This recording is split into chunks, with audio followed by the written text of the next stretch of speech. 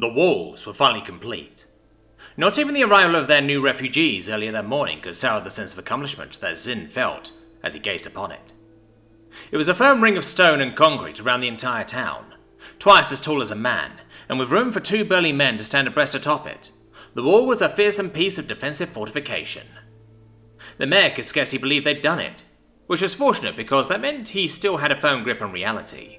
Certainly the residents of Jiangxi had done most of the work, but not all of it. On a number of occasions, portions of the wall had been mysteriously completed overnight. Everyone knew it was the cultivator, but no one dared to say it out loud. For if the man chose to act in secret, no one present would dare gainsay him by suggesting otherwise. Why he chose to keep his contribution secret, no one knew. Personally, Xin put it down to some cultivator nonsense. A desire to avoid being seen doing mortal work, perhaps? It didn't matter. All he knew was that for the first time in nearly a month, he could finally feel some semblance of safety. For that, the man across from him would have his eternal thanks. "It's a good wall," Master Johansson said as he surveyed the imposing fortification. Admittedly a little wonky in some places, but plenty serviceable for our needs.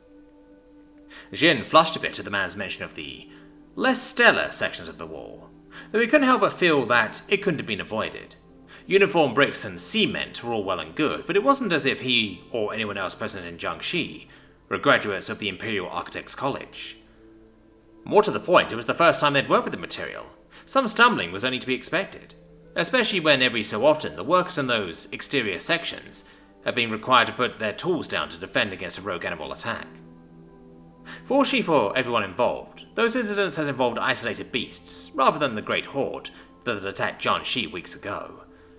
Still, that could change at any moment, as the hordes that had so savaged other villages nearby would still likely be moving as one large clump. For that reason alone, the wall couldn't have been finished fast enough. "This lowly one is unworthy of both your praise and beneficence, Master Johansson," Sim bowed. The man simply waved his hands dismissively, a recurring theme with the cultivator, Zin had noted, where shows of supplication were concerned. "Alright, now that's complete, we'll be shifting our manpower focus. I'll be taking a good chunks of the miners, obviously, but for those blokes that remain as labourers, you can keep sending to pick up bricks and cement each morning." Sin risked a glance up at the man, eyes creased in confusion. Not just at the man's mention of his plans for the town's miners, but for his intention to continue supplying building materials. "Certainly, this lowly one is yours to command, Master, but may he humbly request as to why you would wish him to do so?" For the first time since the hidden master had started surveying the wall, he turned to look at Zin. "The houses around here need a serious upgrade. I feel sad just looking at them." "Houses?" The peculiar cultivator nodded. "Aye, you said that winter was a pain out here. Brick and mortar would certainly help with that, a lot better than mud and wood do." There was no missing the disdain in the man's voice at that last part. Jin, for his part, did vaguely recall complaining about the difficulties of winter during the man's first night in town. He hadn't meant anything by it, though. Such was simply a mortal's lot in life. More to the point, he'd covered a number of topics that evening, and almost all of them had come about as a result of a terrified desire to not bore the man, which had ironically led to him talking about a number of decidedly uninteresting topics as he left from subject to subject. "So you wish for us to build new homes with brick and cement?" he confirmed. The man snorted. "Aye. I've already opened up that production line, so I may as well keep churning out stuff, and a proper brick home will keep up the cold a lot better than that." Once again, there was no missing the disdain as he gestured to the nearest dwelling, a rather humble construction of mud, wood and stone. All in all, a rather typical example of the architecture of the town. Jim resisted the urge to roll his eyes, predominantly because he desired to live to see tomorrow, at the innate snobbery in the man's tone. Certainly the homes of the residents of Jiangxi were not as grand or sturdy as those in the more affluent parts of Tenhuo, but they were serviceable enough for the town's humble needs. "Still, I wouldn't mind if things were a little less drafty when winters come around," Sid admitted, eyes turning speculatively to the wall across from them.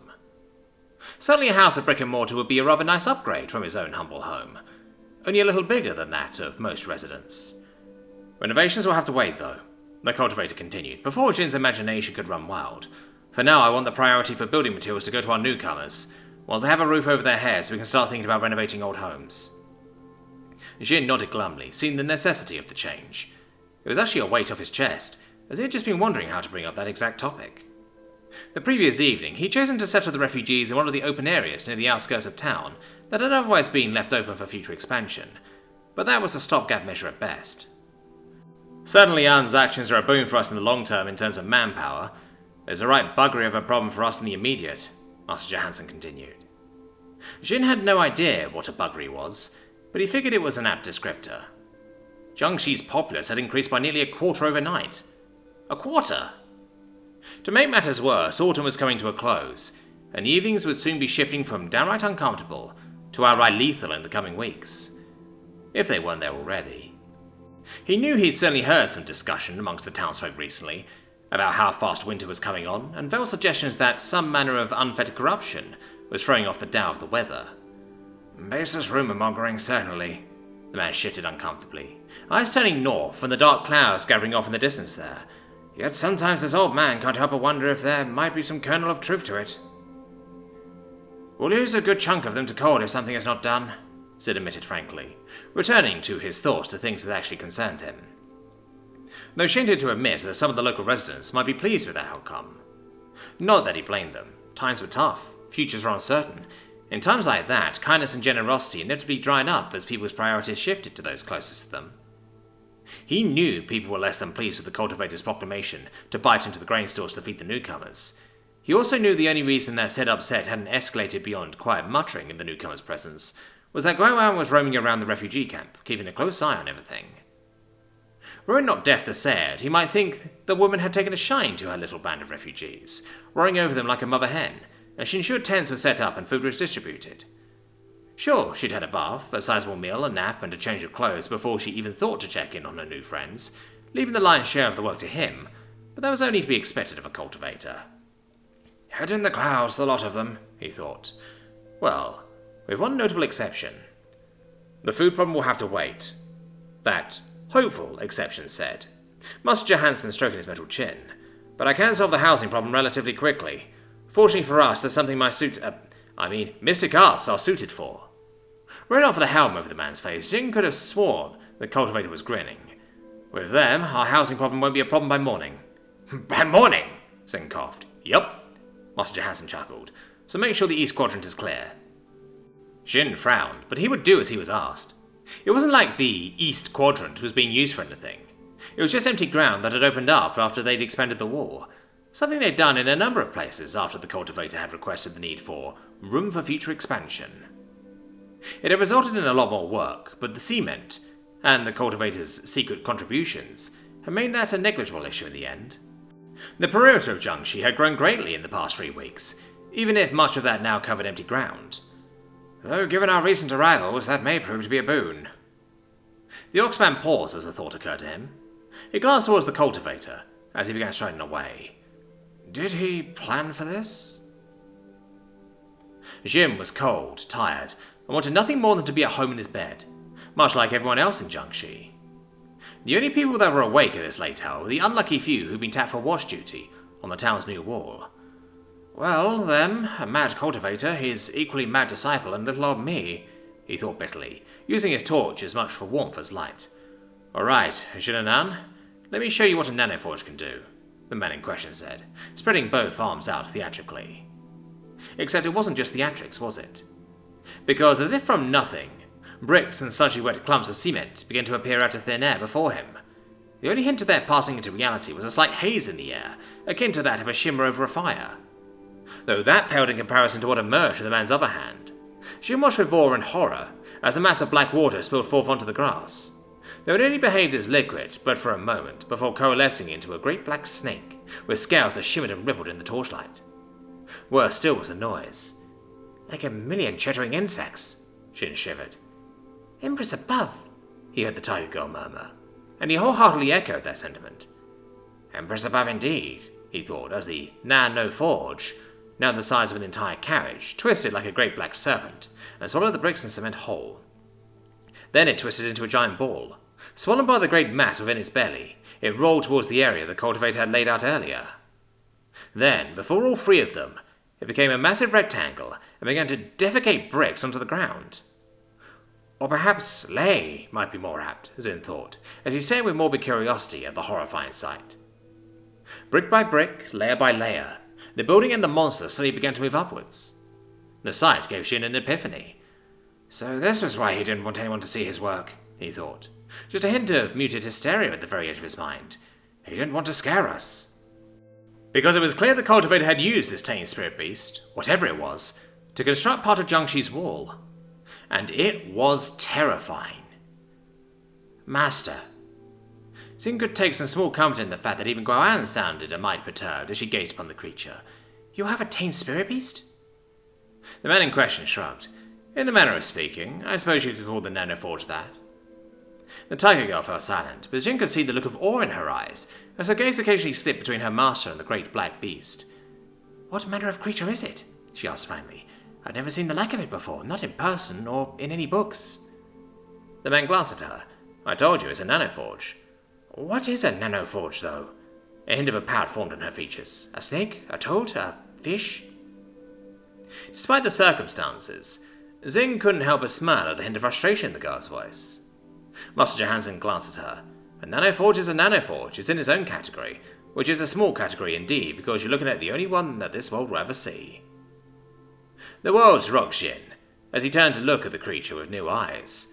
This was the only one of its kind? In the world? And the man across from him had tamed it?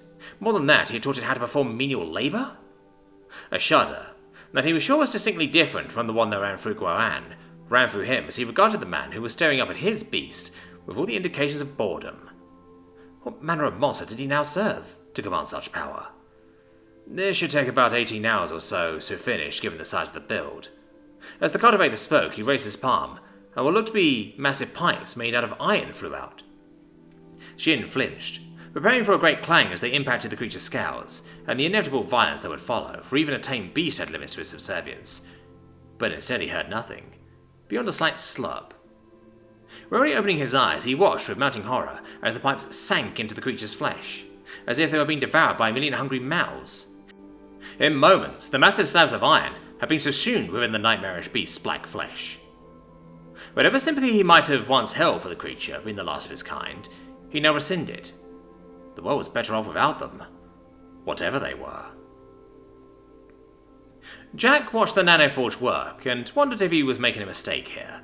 The forge was a finite resource. The nanomachines that comprised it weren't self-replenishing, and general wear and tear meant he lost some of each build, which is part of why he winced a little every time he took it out of self-space storage. Of course, understood the reason for that. Self-replicating nanomachines were a big no-no. No one wanted another Grey Goo incident. So it was a little annoying that he was being forced to use his greatest asset so sparingly because he knew no replacements would be coming from HQ. That was part of the reason he'd been so slow to establish his industrial base. Normally he wouldn't have even bothered with Omnifat for at least a few months after being ported to a new site. Instead, he let the Forge do most of the heavy lifting, safe in the knowledge that he'd be receiving semi-regular shipments of nanoforge from HQ. Alas, that wasn't an option here. Nor would it ever be. With that in mind, at current estimates, he reckoned he had about 3 years before the swarm was diminished enough to be totally ineffective, and every big project like this lowered that number. Not considerably, but enough to be annoying. Not like I had much of a choice, though, did I? He muttered within the safety of his helmet. Couldn't exactly let my new workforce freeze.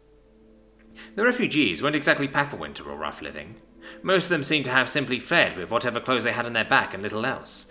Those with wagons or rucksacks seemed to be the exception rather than the rule. With that in mind, it was a minor miracle that Anne had apparently been able to take them on just over a week-long journey, with regular animal attacks with only 2 casualties. He'd have to ask her how she'd done it at some point, because the fact that she pulled it off bordered on near miraculous. He shrugged as he watched what he was sure was a boiler begin to form in the depths of the nanomachine cloud. What was done was done. There was no point whining about it now. He'd get this apartment complex built, and then move on to his real objective in settling down here, rather than simply fucking off deeper into the wilderness. For Jiangxi held the one thing he couldn't build himself. Soldiers. Or at least, the raw resources to create soldiers. Though before that, I'll need to get my drill sergeants back in fighting form, he thought, before glancing at Anne, her single remaining eye staring up at the nanoforge with undisguised awe. He smiled at the sight. She was a funny one to him. So guarded were her thoughts and feelings in some areas, yet free as a bird with others. He was still trying to figure her out. What parts of her were cultivated things? What parts were native things? And what parts were unthings? I suppose I should do something nice for her too, he admitted. I figure she's earned it. Good work deserved a bonus after all. and adding nearly 1,000 people to his manpower reserve was certainly good work.